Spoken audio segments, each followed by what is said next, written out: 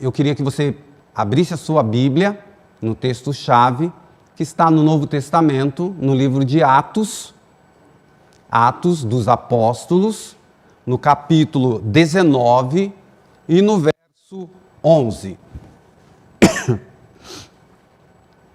Atos 19, verso 11. Rubens, eu acho que eu vou precisar daquela água que a gente sempre precisa quando começa a falar. Acharam, meus irmãos? Atos 19, verso 11. Vou ler, você acompanha aí na sua Bíblia. E Deus, pelas mãos de Paulo, fazia milagres extraordinários. Verso pequeno, mas muito poderoso. E Deus, pelas mãos de Paulo, fazia milagres extraordinários. A gente sabe, você que acompanha a palavra de Deus, a história do apóstolo Paulo, que era Saulo, um homem que perseguia, sincero na sua devoção, mas que teve que ter um encontro. Obrigado.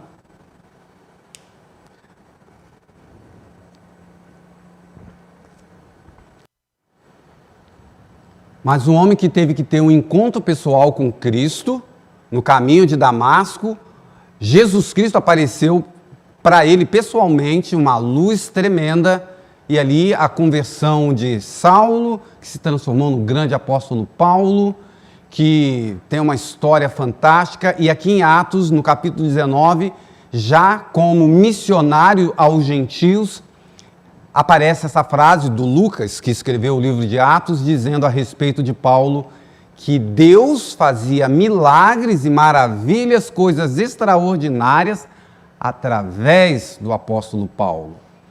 E neste ano, neste quadriênio que nós temos pela frente, nós temos na nossa União Central e aqui na Paulistana um slogan muito bonito para motivar-nos na pregação do Evangelho, que é baseado nesta ideia, através de nós.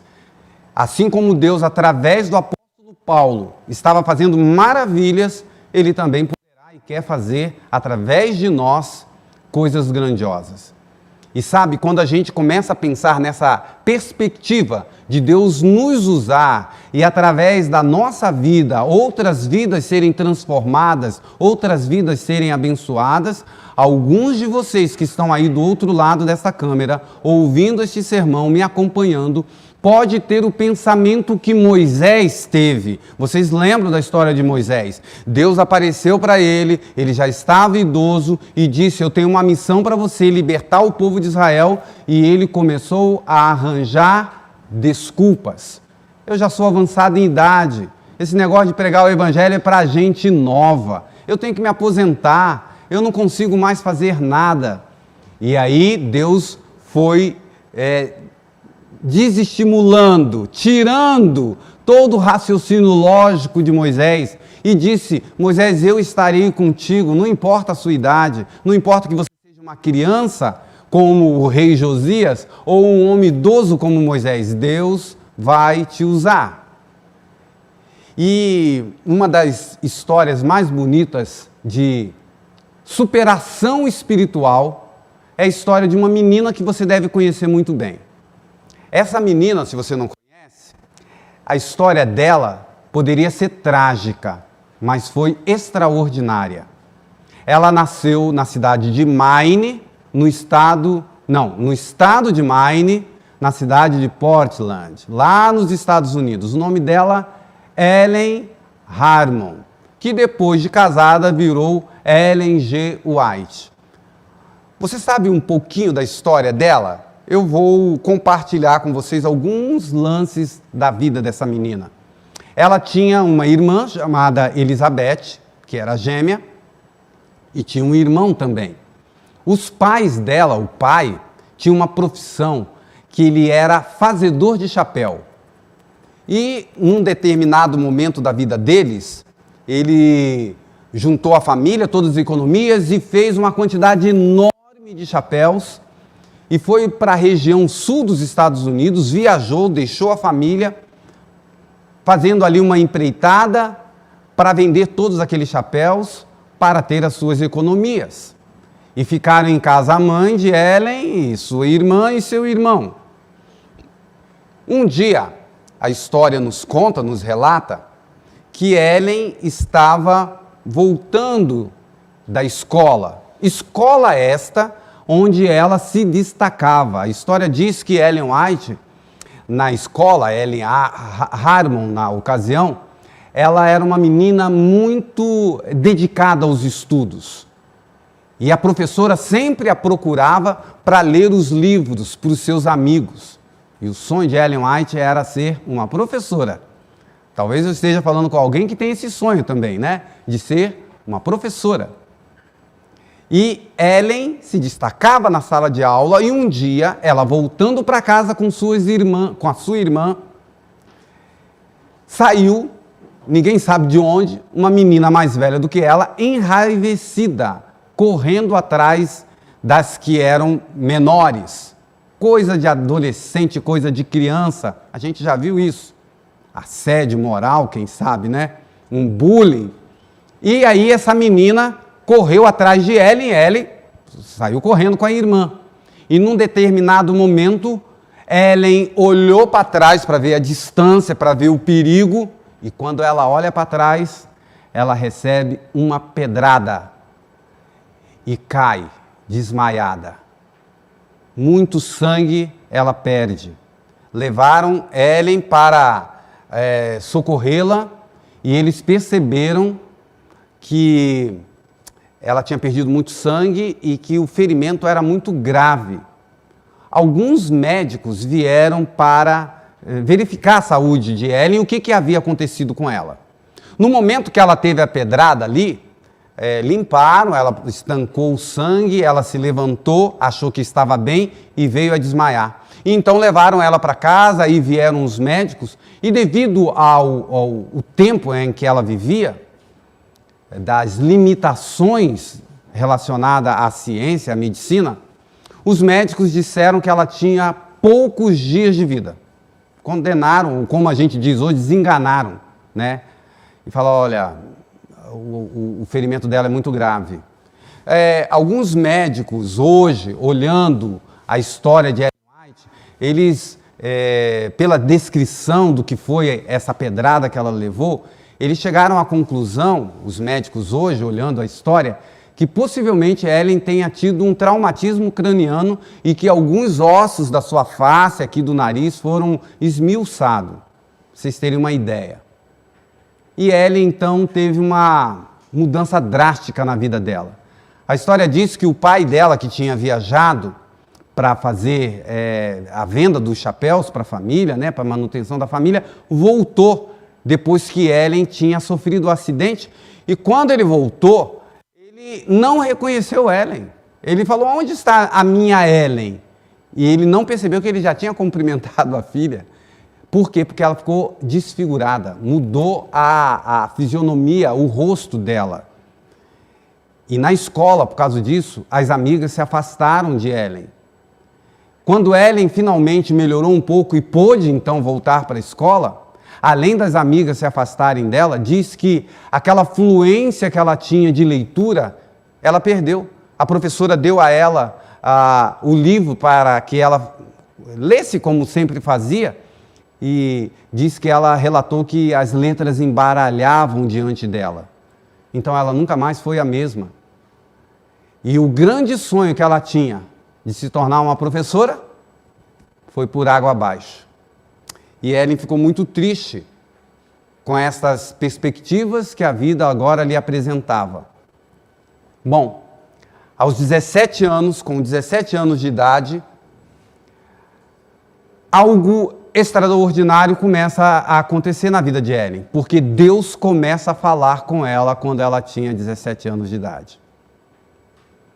Deus começa a trazer a ela visões, e ela aceita o chamado que outros homens, já formados, adultos, e ela na adolescência aceitou o chamado de ser a profetisa do Senhor para o tempo do fim. Você imagina o que é Deus aparecer no seu quarto, o anjo do Senhor, para te relatar as visões que Ele queria que o povo de Deus tivesse no tempo do fim? Um pouco mais tarde, Ellen, ela se muda, agora já casada, Ellen White, e na região ali de Betterclick, ela morou muito próximo ao sanatório, um grande sanatório que a igreja teve, onde o Dr. Kellogg dirigia. Essa história está relatada na história dos pioneiros. Mas o que me chama a atenção é que Ellen White, morando perto do sanatório, os enfermeiros relatam, está isso na história da igreja, que algumas vezes a casa de Ellen era cerca de 500 metros do sanatório. E alguns enfermeiros relataram que olhavam algumas noites para a casa de Ellen White, que era possível ver, e eles percebiam uma luz diferente no quarto de Ellen White. E notoriamente a gente sabe que ali estava a presença do anjo do Senhor, conversando com aquela menina que parecia que estava com a sua história decretada para o fracasso. Lembremos então agora de Atos 19, verso 11. E poderíamos parafrasear: e Deus, pelas mãos de Ellen White, fazia milagres extraordinários, e ainda faz. Mais de 2.000 visões. Só na língua portuguesa nós temos cerca de 60 livros de Ellen White que nos alimenta, que nos leva à palavra de Deus, que é a luz maior. Sim, uma vida que poderia ter sido destruída se transformou numa vida extraordinária, porque se colocou nas mãos do Senhor.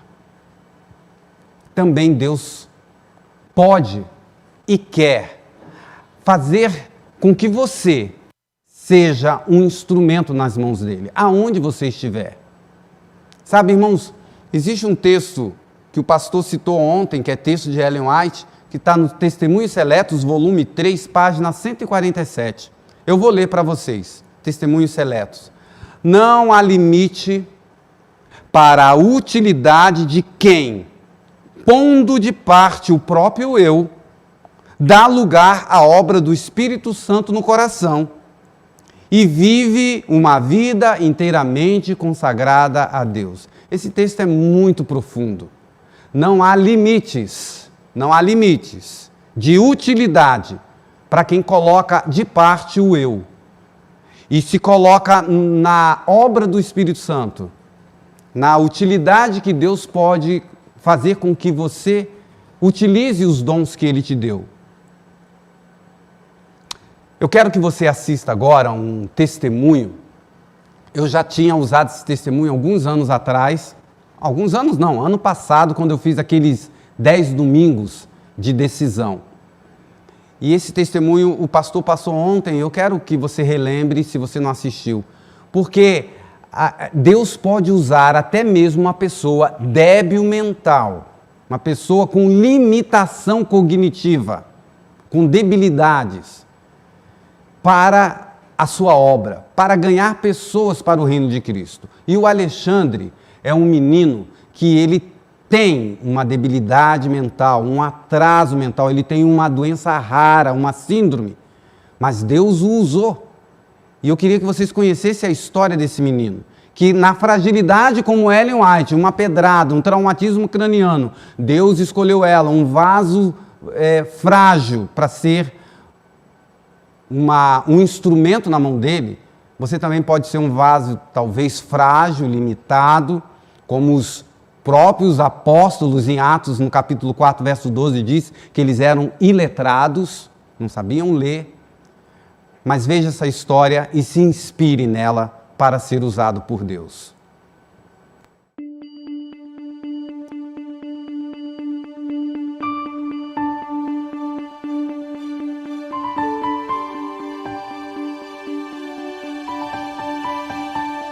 Eu comecei a atender o Marcos quando eu cheguei aqui no ano de 2008. Ele era um dos pacientes que recebia uma listinha, né? E ele era um deles. E inicialmente o Marcos, ele é bastante emotivo, ele chorava bastante nas sessões. Mas ele também falava de Deus assim com uma forma convincente, uma forma alegre, com muito entusiasmo. E eu sempre ouvi o Marcos, né? Eu sempre gostava de ouvir o Marcos porque ele contava aquilo com bastante entusiasmo. Na verdade, assim, no começo eu duvidava, achava, digo, mas ela não vai se interessar assim por, né? É um assunto que também me interessava e a maneira como ele falava, assim, ele se emocionava bastante, eu via que aquilo era sincero. Ele falava com convicção, não falava da boca para fora. O grande pregador em questão é o Marcos, 22 anos, portador da síndrome de Waardenburg tipo 2. É uma síndrome muito rara, o Marcos não tem, assim, grande comprometimento, mas ele tem algumas características dessa síndrome. A despigmentação da pele, a deficiência mental leve, mas tem. Mas e daí? Quem disse que alguém com deficiência mental não pode falar de Deus? Uma vez ele falou isso, que eles iam que os adventistas iam sofrer porque viria uma lei. E eu não sabia nada disso, né? Porque eu era católica, eu não sabia dessa coisa. Eu ficava assim, mas como hoje em dia é tão... como é que é? Se respeita tanto os valores, os direitos das pessoas. Por que eles vão sofrer se eles não são submetidos à Igreja Católica? Daí, aí isso começou. Uma vez ela me perguntou sobre o que é essa lei dominical uma vez. E o que você respondeu? É o final dos tempos que vai surgir. O que você fazia quando você não sabia responder o que ela perguntava? Eu vinha até minha mãe e falava para ela, daí ela ia até lá na sessão de massagem, ela respondia as perguntas da Rosa. Aí entrou em cena a dona Yolanda, para continuar explicando o que o filho não conseguia. Mas já que a psicóloga queria saber demais, o jeito foi um método mais definitivo. O grande conflito. Eu olhei para ela e pensei, puxa vida, esse é um assunto assim que é o último que você explica para a pessoa, não o primeiro, né? Quando eu falei da senhora White que esse livro ia explicar melhor sobre a lei dominical, ela se interessou pelo livro, ela se interessou pelo assunto. Aqui eu acredito que eu comecei a querer saber mais mesmo, né? Aí eu acredito que se eu não tivesse lido O Grande Conflito, eu não teria mudado. Foi decisivo para mim. Claro que o estudo bíblico depois foi interessante, né? Muito interessante, mas eu penso que O Grande Conflito foi fundamental. Eu li aquele livro com uma avidez, eu comecei a ler e não queria mais parar. Por quê? É porque respondeu dúvidas básicas que eu tinha. O resultado da sementinha que o Marcos plantou foi o batismo da sua psicóloga. A doutora Rosa aceitou a Cristo e aprendeu do seu paciente que disposição de pregar não depende de inteligência, mas de submissão. E que deficiente, louco mesmo, é quem rejeita essa mensagem. Eu imagino que Deus pode se servir de qualquer membro, de qualquer instrumento para falar. Não é isso? Deus me deu capacidade. Pra quê? Para falar do amor dele. E por que você acha que você tem capacidade de falar do amor de Deus? Por causa que Deus está me dando muita sabedoria. Que quando que eu estou sozinho no meu quarto, eu sempre peço muita sabedoria para ele. Para fazer a obra dele. Porque daí, aí além da terapia, eu pude evangelizar ela na terapia também. Você que fez terapia nela? Eu que fiz terapia nela. É uma felicidade assim que não tem explicação. É um assunto que não tem explicação.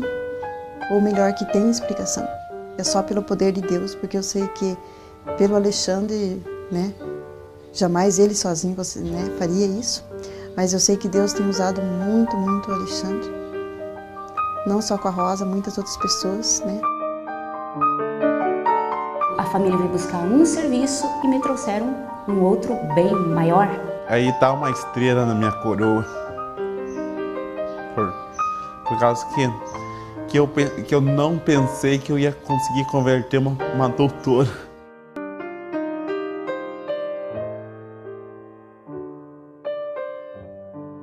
Eu acho que todo mundo pode fazer esse trabalho. Por que você acha isso? Porque esse trabalho é só a gente saber andar nos caminhos de Deus e saber a hora exata de falar as coisas certas na hora exata. E é ele, um aluno da PAI, que resolveu pregar e distribuir livros missionários. Pelo convite e amizade do Marcos Alexandre, outras 15 pessoas resolveram montar um pequeno grupo de estudo da Bíblia. E ele mesmo dá estudo para outras 6, com a ajuda de um garotinho, que lê e responde as perguntas para ele. E essa ajuda é necessária por um motivo bem simples. Quantos livros você já leu? Nenhum, porque eu não sei ler. E você deu um livro pra ela? Por quê? Pra ela ler, que eu sabia que aquele livro ia fazer diferença na vida dela. Você não leu ele? Não, nem mais me falaram, se você quer converter uma pessoa, dê um bom livro pra ela ler. Eu acho que eu vou ser evangelista.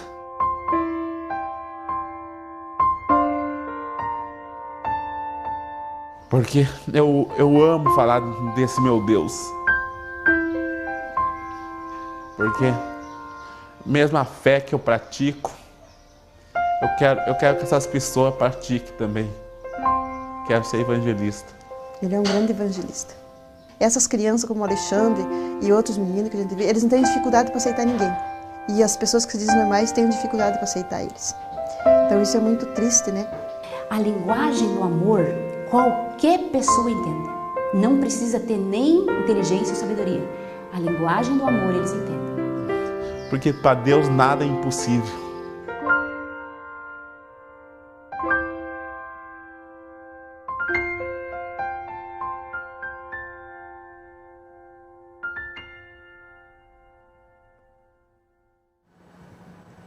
Que mensagem, né, irmãos?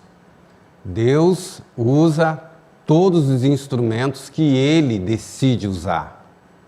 A história do Alexandre é sempre emocionante. Eu já assisti ela várias vezes e as lágrimas vêm novamente.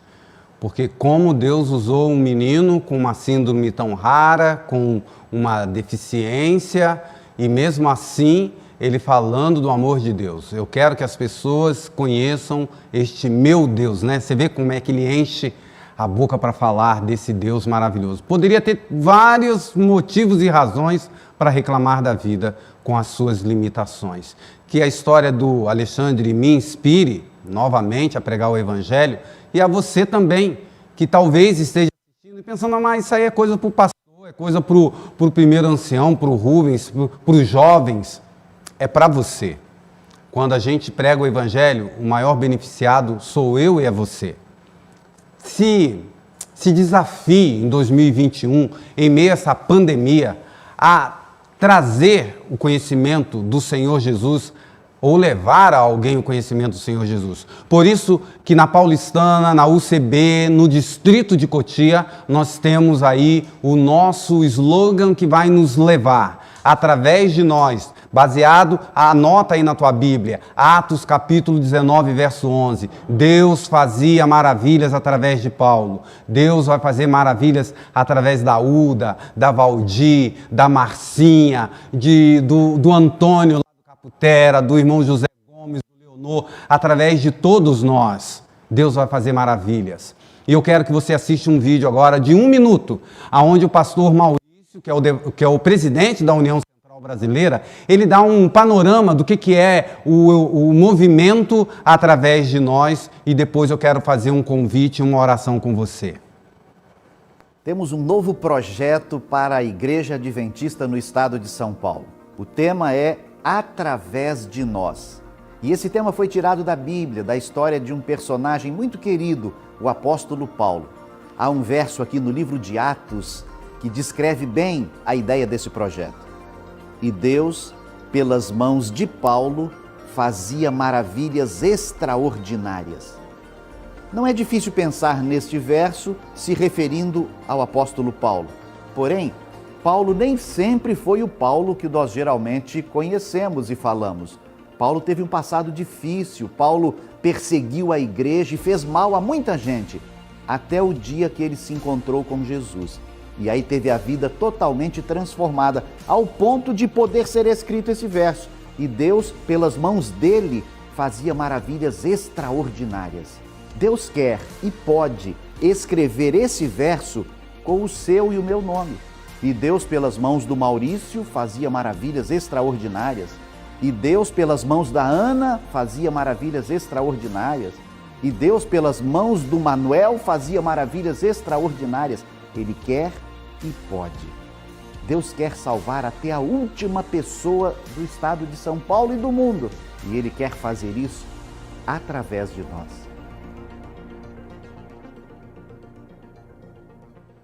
Queridos, eu quero fazer um desafio para você aqui no nosso distrito Caputera, Jardim Leonor e a igreja aqui central, o Portão. Que a cidade de Cotia, o bairro onde a gente está inserido, que o seu vizinho, a rua onde você mora, receba as maravilhas de Deus através de você. Nós, pastores, fomos desafiados pessoalmente e também levar esse desafio aos membros da igreja que a gente cuida, a termos no estado de São Paulo, em 2021, no estado inteiro, 11.300, 11.000 e algum número que eu não lembro agora, de estudos bíblicos. 90.000. No estado de São Paulo, 90.000. É 11.000. Ok, obrigado, Rubens. No estado de São Paulo, nós somos 8 associações e fomos desafiados a ter 90.000 pessoas estudando a Bíblia em 2021. Aqui na nossa Associação Paulistana, o desafio é de 11.500 estudos bíblicos. E cada distrito recebeu um desafio. Jardim Leonor, o alvo é que tenhamos 61 pessoas estudando a Bíblia. Aqui em Cotia, pelo menos 180 pessoas estudando a Bíblia. E no Caputera, pelo menos 30 pessoas estudando a Bíblia em 2021. E eu quero desafiar você para que Atos capítulo 19, verso 11, em 2021, seja uma realidade com o teu nome, como o pastor falou. Em vez de ter o nome ali de Paulo, substituir pelo seu nome. Irmãos, eu quero contar uma coisa para vocês. Nós tivemos concílio na terça e na quarta-feira com os pastores. E foi feito esse desafio. Eu não tinha ninguém para dar estudo bíblico. Comecei a orar. Senhor, manda alguém. Eu não sei. Comecei a pensar quem eu poderia abordar. E aí, isso foi na quarta-feira. Na quinta-feira eu estava em casa, fazendo alguns planos, mexendo no computador e recebi uma mensagem. E quando eu recebi a mensagem, a pessoa falou assim: pastor, eu quero saber quando que vai abrir novamente o culto, a igreja vai abrir e vamos ter culto. E eu lembrei daquele rosto. Lembrei que no ano passado, o Hermínio vai mostrar para vocês enquanto eu falo, a gente fez um batismo aqui no Salão de Jovem e esta moça estava aqui, a Luciana. E quando eu comecei a conversar com ela, eu fiz um apelo, porque eu lembrei que na beira do tanque ali eu fiz um apelo para ela se batizar e ela falou que queria. E eu falei assim: olha, a sua ligação, o seu contato não foi por acaso, você está sendo resposta de uma oração. E ela se emocionou do outro lado e começou a chorar e a gente já marcou o estudo bíblico. Eu não tinha um, agora já tenho 4, porque ontem à noite, depois que terminou o nosso encontro com os anciões, alguém me respondeu na lista de transmissão: feliz sábado, pastor, e eu lembrei que era a mãe do Lucas, que tinha no final do ano passado, antes da pandemia, vindo aqui um garoto de 9 anos que queria se batizar, aí veio a pandemia e aconteceu um monte de coisa, e eu falei com ela: o Lucas ainda quer se batizar, como é que vocês estão? E ela falou assim: pastor, o meu maior desejo é me batizar, mas eu não posso, tenho problema com casamento. Aí eu conversei com ela, orientei, e a gente vai começar o estudo bíblico também. Agora já são 4 pessoas. Não tinha nenhuma. Você também pode ter essa experiência. Ore a Deus: Senhor, coloque alguém no meu caminho. Tenha a intenção. Converse com a pessoa dizendo: eu queria estudar a Bíblia com você. E você vai ver se não vai aparecer várias pessoas. Através de nós, através de mim, através de você, Deus fará neste ano, nesse distrito, na tua igreja, na tua casa, maravilhas. Quero orar com você agora e pedir que o Senhor nos abençoe, que o Espírito Santo nos use neste ano difícil, de pandemia, mas de muitos milagres. Vamos orar. Querido Pai, louvado seja o teu nome, porque tu és o nosso Deus, que enviou o teu único Filho, Jesus Cristo. Amado Jesus, louvamos o teu nome, porque somos teus irmãos por adoção. O Senhor nos resgatou na cruz do Calvário. O Senhor nos amou, nos ama e sempre nos amará. Louvado seja o teu nome, Jesus. E quando tu voltou para o céu, para continuar o trabalho da intercessão no santuário, deixou conosco o Espírito Santo. Louvado seja o teu nome, Espírito Santo. Tu que estás conosco desde o Pentecoste, nos convencendo do pecado, da justiça, nos apontando à cruz do Calvário, nos fortalecendo e dando poder. Espírito Santo, eu te rogo nesta manhã, capacita a tua igreja aqui no distrito de Cotia, a igreja do Jardim Leonor, a igreja do Caputera, a igreja do Portão, para que nós, aonde estivermos aqui na cidade de Cotia, no bairro onde estamos inseridos, sejamos usados poderosamente por Ti. Abençoa-nos, Senhor. Nos colocamos em Tua mão e queremos ter utilidade na pregação do Evangelho. Pedimos, te agradecemos e fazemos essa oração, sempre em nome de Jesus. Amém.